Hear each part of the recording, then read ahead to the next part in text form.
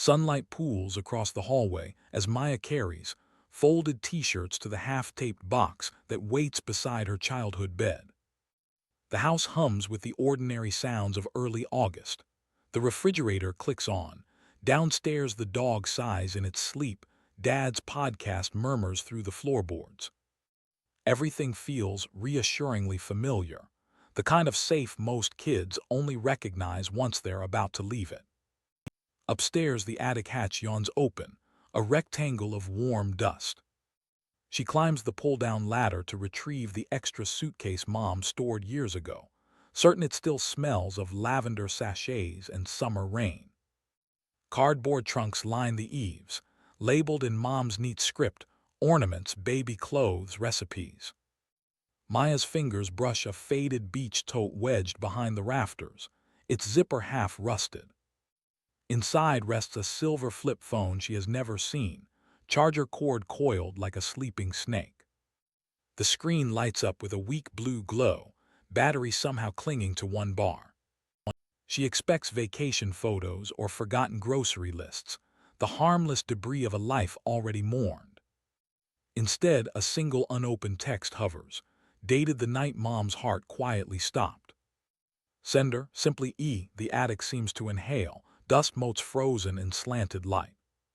Maya hesitates, thumb hovering, feeling the pulse in her wrist sync with the phone's tiny hourglass.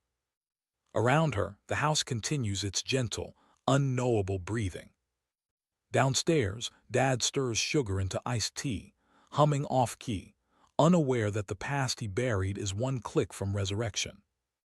The moment stretches, fragile as blown glass, while future and past balance on the pad of her thumb. She presses open. Maya's thumb completes the motion before her mind catches up. The flip clicks apart like a tiny coffin lid, screen flooding the dim attic with sickly green light. Her pupils shrink. The words, "She's your daughter, not mine," burn themselves onto her retinas faster than she can blink.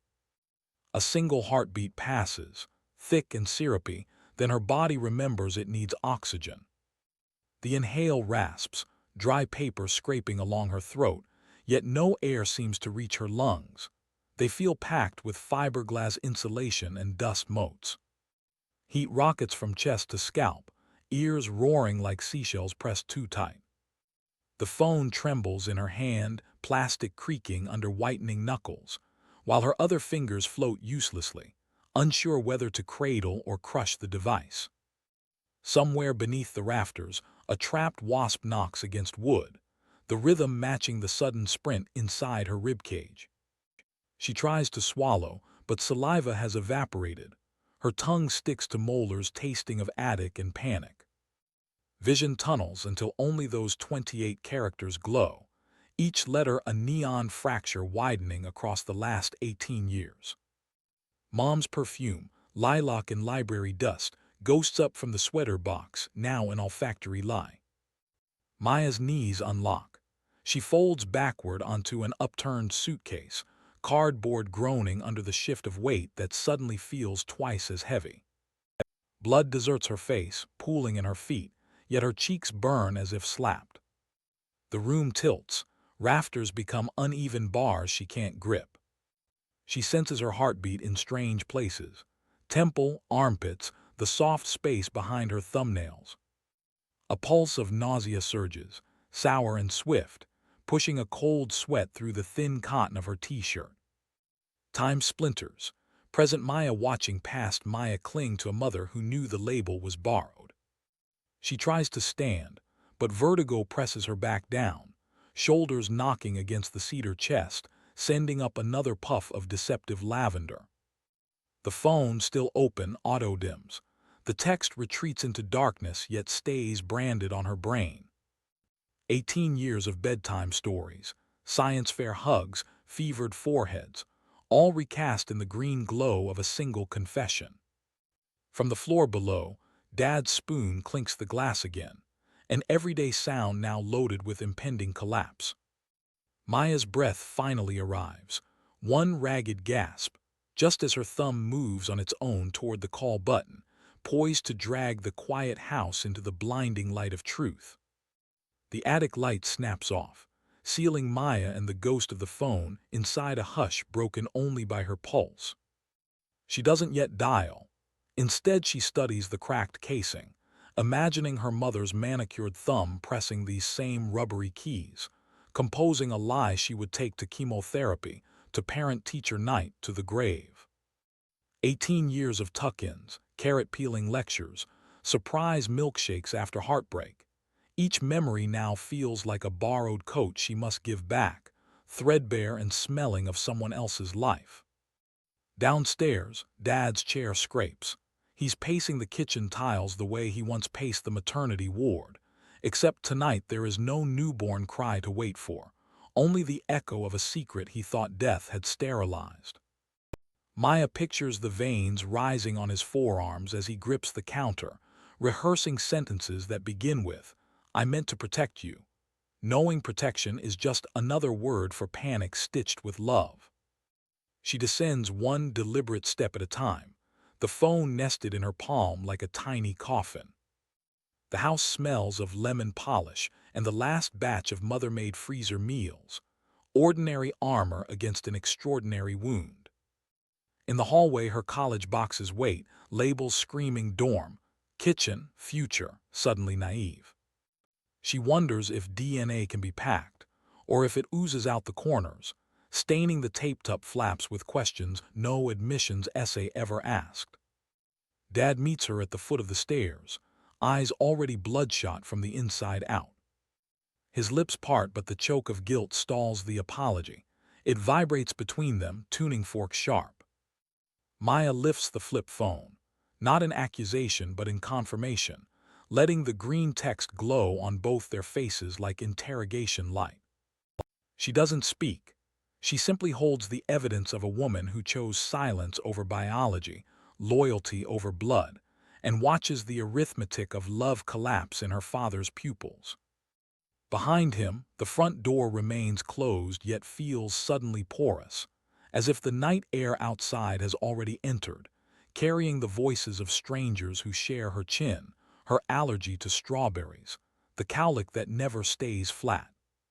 Somewhere in another state, an elderly woman refreshes an inbox, unaware that her lost granddaughter is one click away from rewriting both their futures. Maya's thumb hovers again, trembling like a diver who can't see the water beneath. She sits on the attic floorboards, knees drawn up, the flip phone a hot coal in her palm. Third-person camera watches her inhale dust in time, the rafters creaking like cautious lungs.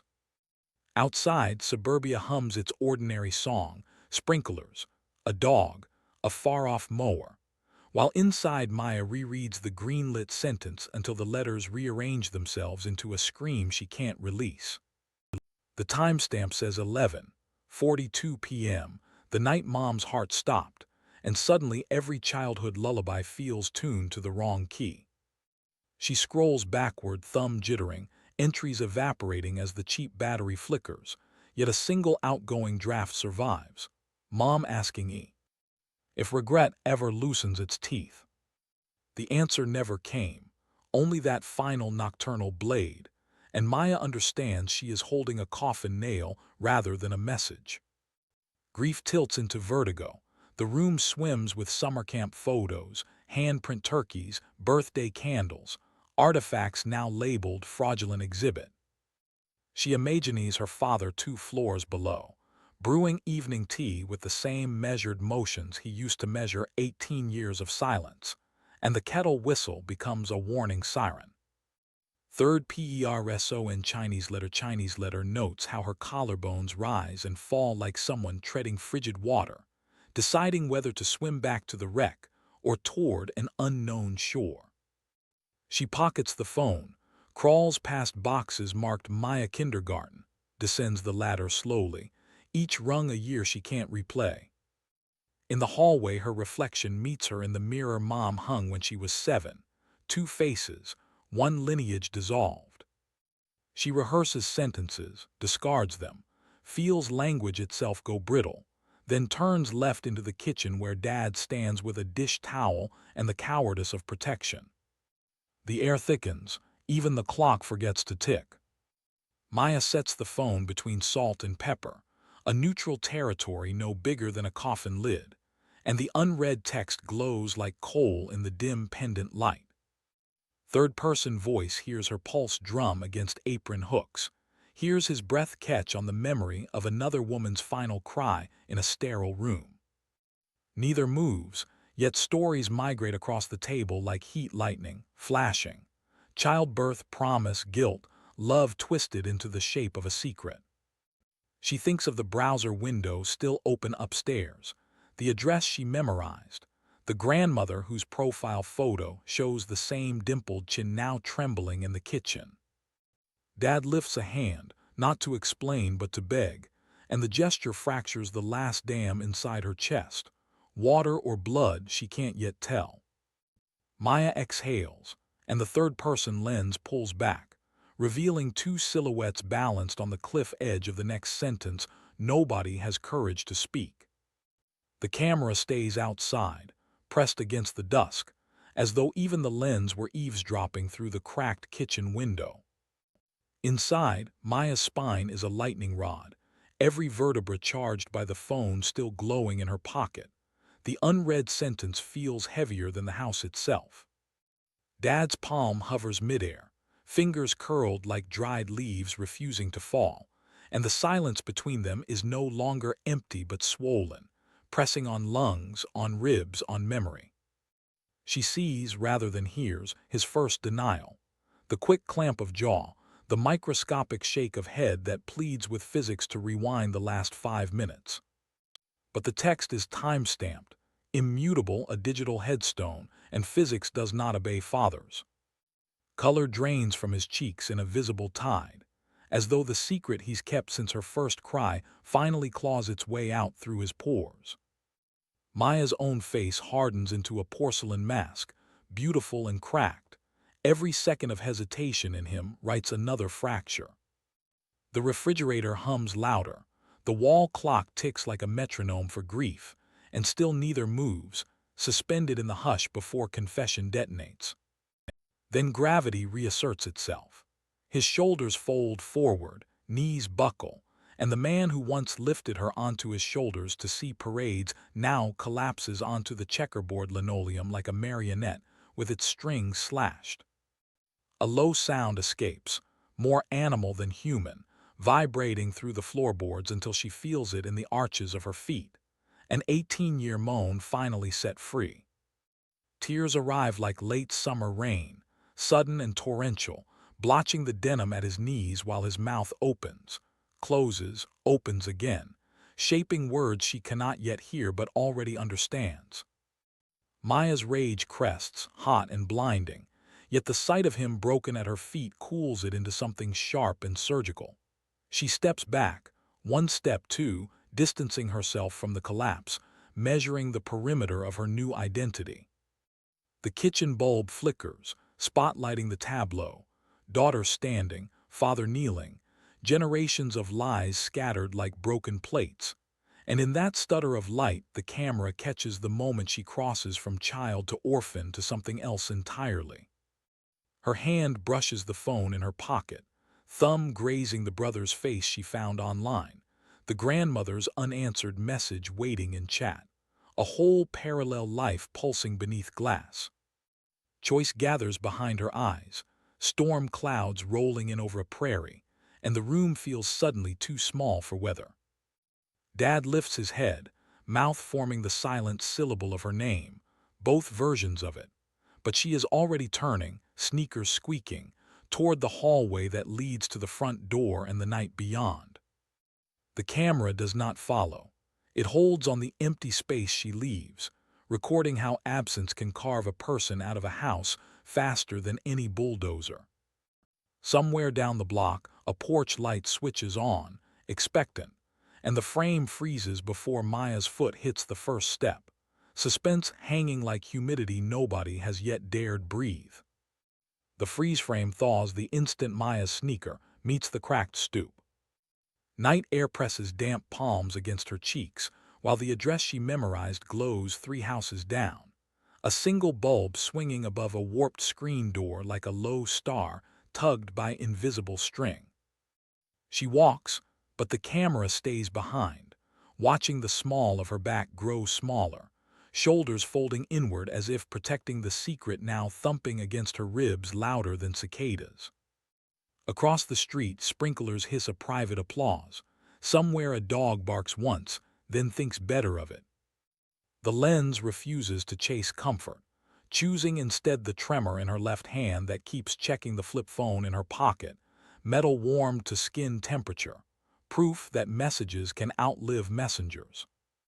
It notes how 18 years of memories compress into the 4 seconds it takes to climb 3 porch steps, how every plank creaks like a warning or a welcome. Maya can't decide which.